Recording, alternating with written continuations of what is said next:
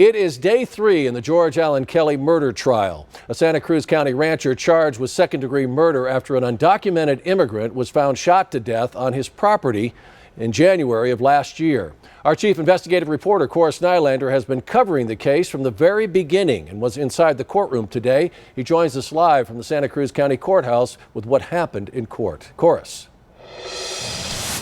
Well, Sean, I can tell you just a few minutes ago, the jury was sent home for the night after a busy day hearing testimony from a key witness.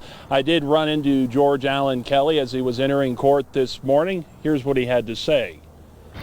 How do you feel walking into court today, Mr. Kelly?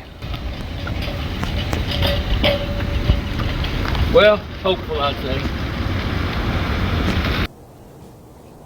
And as you just heard there, Kelly only saying he's hopeful as he headed into court. Almost all of the time today was spent on hearing testimony from a Daniel Ramirez Valera, who's an undocumented migrant that was with the victim, Gabriel Quinn Butamea, when Butamea was shot dead January 30th last year on Kelly's property.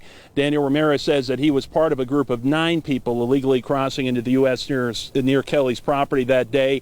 He says he witnessed Butamea getting shot.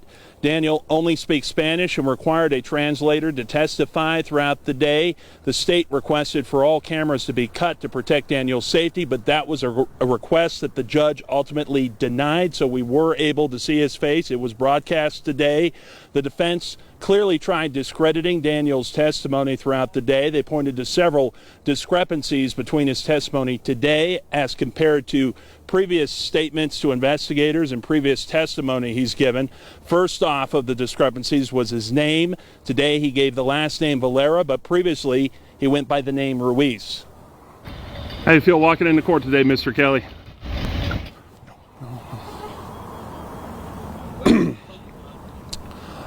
The state pushed back on that by getting Daniel to acknowledge the more than 8 previous deportations he's had from the U.S. that were done so, they say, under the last name Ruiz. The defense also went step by step over each and every movement that Daniel claims he made before and after the shooting, and his story seemed to change. For example, before today's lunch break, he testified about knowing about another person in the group of 9 named Ramon, but when questioned again just after lunch by the defense, he said he didn't know about a Ramon.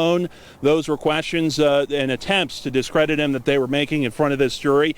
They had to take a break just shortly before the end of court today because Daniel said he was feeling like vomiting. He was escorted out of the courtroom, but things began to continue just about 10 minutes or so later. Still a lot more important testimony. That's all that we're hearing at this point from Daniel Ramirez. They'll pick things up back here tomorrow at 8:30 with more witnesses. We don't know exactly who they're going to call, but you could see this long day really wearing down on some of the jurors' faces. So exactly what residents and which way their decision's leaning at this point remains to be seen.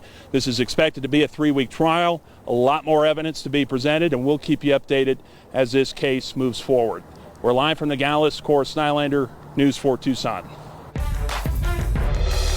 The News 4 Tucson Road to the Championship is sponsored by Desert Diamond Casino. And we are now about 24 hours from watching